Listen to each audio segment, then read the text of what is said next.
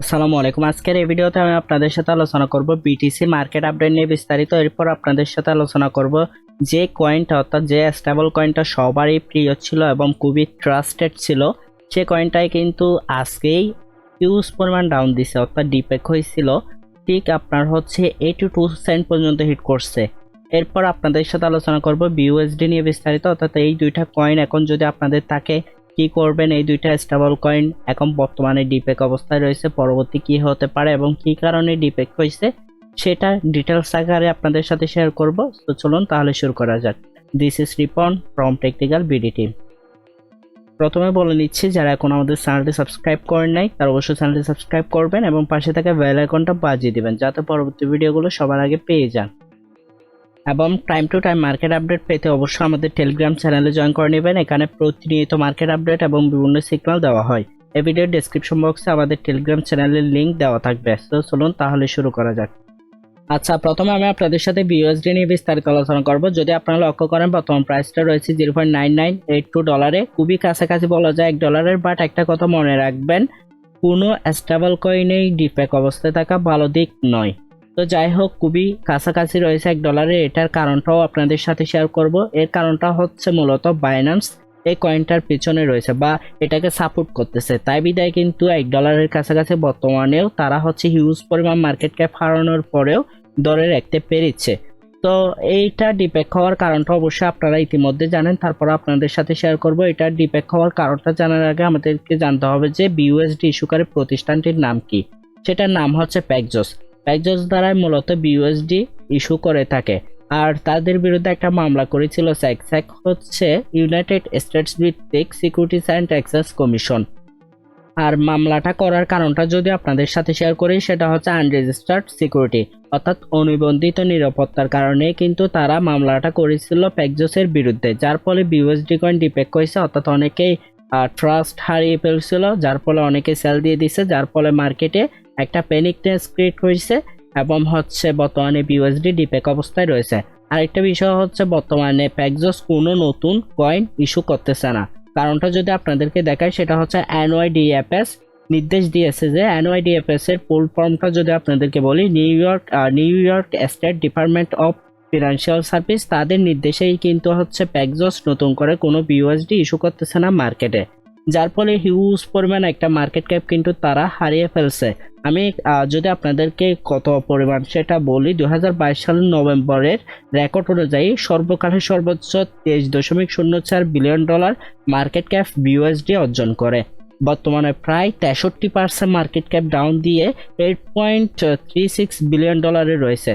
অবশ্য আপনারা যদি লক্ষ্য করেন $37 রয়েছে, $8.37 বিলিয়ন রয়েছে, যেটা হিউজ পরিমাণ বলা যায়, অর্থাৎ প্রায় 63%।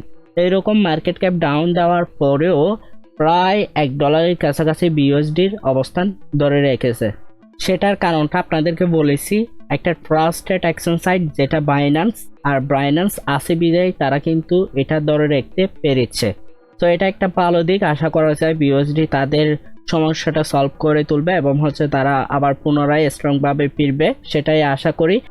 আচ্ছা, এখন আমি আপনাদের সাথে ইউএসডিসি কয়েন নিয়ে বিস্তারিত আলোচনা করব। বর্তমান প্রাইসটা যদি আপনারা দেখেন $0.91 রয়েছে, প্রায় 9 সেন্ট কম রয়েছে $1 থেকে। এটা খুবই খারাপ দিক বলা যায় ক্রিপ্টো মার্কেটের জন্য এবং ফুল ইন্ডাস্ট্রির জন্য। তো এই কয়েনটা ডিপেক হওয়ার কারণটা দেখার আগে প্রথমত আমাদেরকে দেখতে হবে যে ইউএসডি কয়েন ইস্যুকারী প্রতিষ্ঠানটির নাম কি। প্রতিষ্ঠানটির নাম হচ্ছে সার্কেল।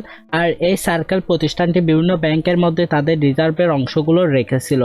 তার মধ্যে থেকে একটা ব্যাংক হচ্ছে এসবিবি ব্যাংক বা সিলিকন ভ্যালি ব্যাংক।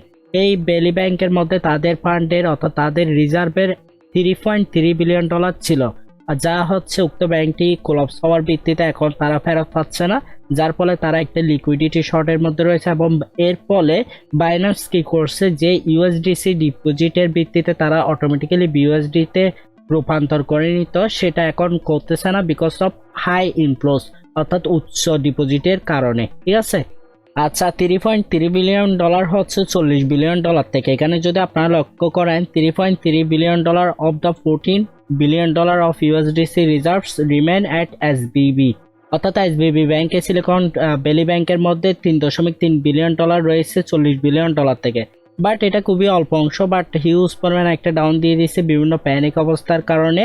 তো এই কনফার্মেশনটা দেরি করেই দেওয়ার কারণে এটা আমরা হচ্ছে যে ওয়েবসাইটের মধ্যে দেখেছিলাম, এখানে হচ্ছে তারা ক্লিয়ার ভাবে বলে দিছিল যে এটা একটা প্যানিক অবস্থা ক্রিয়েট করবে বিকজ অফ সার্কেল কোনো আপডেট দেয় নাই, অর্থাৎ কোনো ক্লিয়ার একটা আপডেট দেয় নাই, যার ভিত্তিতে হচ্ছে যারা ট্রেডার রয়েছে, যারা ইউজার রয়েছে, তারা হচ্ছে প্যানিক অবস্থায় হবে এবং প্যানিক হওয়ার কারণে তারা তাদের ফান্ডগুলো সেল দিয়ে দিবে, যার ফলে হচ্ছে একটা লিকুইডিটি শর্ট দেখা যাবে। সো এই কয়েনটাকে কিন্তু সবাই ট্রাস্টেড একটা কয়েন মনে করেছিল এবং এই কয়েনটা কিন্তু এখন হচ্ছে ডাউন দিচ্ছে বা একটা ডিপেক অবস্থায় চলে আছে।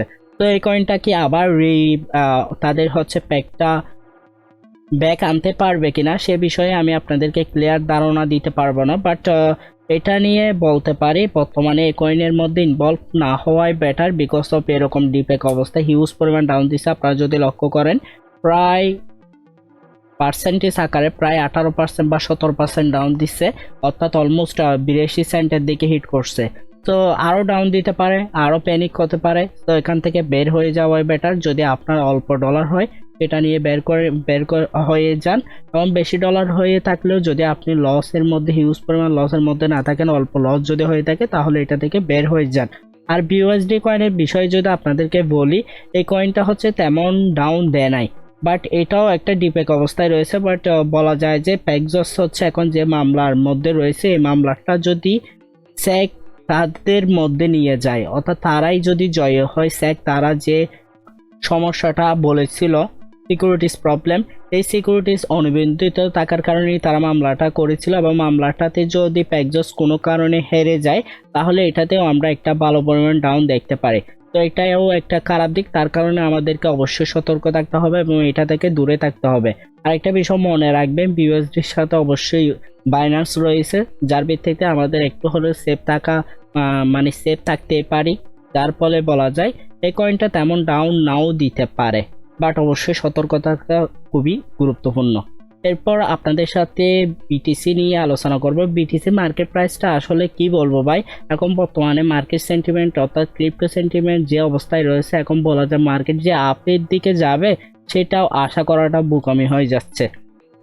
বাট এখন যে একটা আমরা প্যাটার্ন দেখতে পাচ্ছি সেটা হচ্ছে বল এন্ড ওয়েটস। এখান থেকে যদি মার্কেট আপ হয় তাহলে আশা করা যায় মার্কেট আবার রিটেস্ট করবে অ্যারাউন্ড 21K 22K দিকে, 21K অথবা 21K 21.5K দিকে মার্কেট হিট করতে পারে এই অংশের দিকে। তো এখান থেকে আবার মার্কেট ডাউন আসতে পারে, আর যদি এটা ব্রেকআউট করে তাহলে আমাদের টার্গেটটা 24K বা তার উপরেও আমরা যেতে পারি। এটা যদি ব্রেকআউট হয় অ্যারাউন্ড 27K দিকেও পর্যন্ত আমরা যেতে পারি। আর যদি মার্কেট এখান থেকে ডাউন আসে, আরও ব্যাড নিউজ আসতে থাকে, তাহলে অবশ্য মার্কেট ডাউন আসবেই। আর এটাকে যদি ব্রেক করে তাহলে আমাদের টার্গেটটা হবে অবশ্যই 16-17K দিকে। তো আমাদের মোস্ট সাপোর্ট লেভেলটা হচ্ছে 18K দিকে। এই জোনটা অবশ্যই আপনাদেরকে কেয়ার রাখতে হবে, এবং অবশ্যই এখন বর্তমানে মার্কেট অনুযায়ী অবশ্যই যে এন্ট্রিগুলো নেবেন সেগুলো অবশ্যই সতর্কতা অবলম্বন করে নিন। হিউজ পরিমাণ ডলার ইউজ করে কোনোভাবে আপনারা এখন হচ্ছে কোনো এন্ট্রি নেবেন না, যা আপনার জন্য ক্ষতি হতে পারে বা আপনি হিউজ পরিমাণ লসের মধ্যে পড়ে যেতে পারেন। এখন আমরা মার্কেট ক্যাপ নিয়ে একটু যদি আপনাদেরকে ধারণা নিই, আমি তেমন হচ্ছে অ্যানালাইসিস করে দেখাচ্ছি না বর্তমান মার্কেট অনুযায়ী, জাস্ট আপনাদেরকে একটু আইডিয়া দিচ্ছি। এখানে যদি লক্ষ্য করেন বর্তমানে একটা সাপোর্ট লেভেলের আশেপাশে রয়েছে, অলমোস্ট 860 বিলিয়ন ডলারের দিকে হচ্ছে মার্কেট ক্যাপের সাপোর্ট লেভেলটা রয়েছে। এই লেভেল থেকে যদি বাউন্স ব্যাক করে আমরা একটা মুভ দেখতে পারি, এবং হচ্ছে বিটিসিতেও একটা মুভ দেখতে পারি প্রায় 1 ট্রিলিয়ন ডলারের দিকে। আর যদি 1 ট্রিলিয়ন ডলারের দিকে যায় তাহলে অবশ্যই আমরা বিটিসি প্রায় 22-24K বা 25K পর্যন্ত যাওয়ার সম্ভাবনাটা থাকবে। আর 1 ট্রিলিয়ন ডলারটা যদি ক্রস করে তাহলে আমরা 27-28K-তে যেতে পারি হয়তো বা বিটিসি। তো এটা খুবই ডিপেন্ড করতেছে, বর্তমান সেন্টিমেন্ট তো খুবই খারাপ অবস্থায় রয়েছে। সো এক্ষেত্রে বলা যাচ্ছে না যে খুবই তাড়াতাড়ি হিট করবে, বাট বলা যায় আর একটু সময় লাগলেও মার্কেট আস্তে আস্তে উপর দিকে যাবে। আর একটা বিষয়, এই সাপোর্ট লেভেলটা যদি ব্রেক করে তাহলে আমরা অলমোস্ট $740 দিকে একটা 750 বা $40 দিকে একটা সাপোর্ট লেভেল রয়েছে। এই লেভেলে যদি যায় তাহলে অবশ্যই বিটিসি আরো হিউজ পরিমাণ ডাউন দিবে।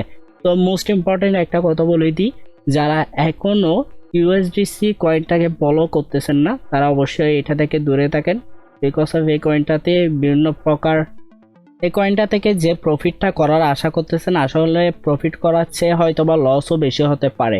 বিকজ অফ এভাবে ডিপেক হওয়া কয়েনটা আবার হচ্ছে প্যাক হওয়াটাও অনেকটা ক্রিটিক্যাল বলা যায়। তো হিউজ পরিমাণ এখন হচ্ছে তারা লস করে ফেলছে বলা যায় মার্কেট থেকে। সো এটা আবার হচ্ছে রিকভার করাটা অনেকটা ক্রিটিক্যাল হবে, বাট এটা আশা করেন মার্কেটটা যাতে হচ্ছে আবার তারা প্যাক করে ফেলতে পারে, এটা খুবই ভালো দিক ক্রিপ্টো মার্কেটের জন্য। আচ্ছা, পরিশেষে আপনাদের সাথে শেয়ার করব বিইউএসডি যদি কোনো কারণে হিউজ পরিমাণ ডাউন দিয়ে দেয় অর্থাৎ ডিপ্যাক যদি হয়ে যায় তাহলে কি প্রকার সমস্যা ক্রিপ্টো মার্কেটের মধ্যে হতে পারে, তার মধ্যে থেকে কয়েকটা কারণ আপনাদের সাথে শেয়ার করব।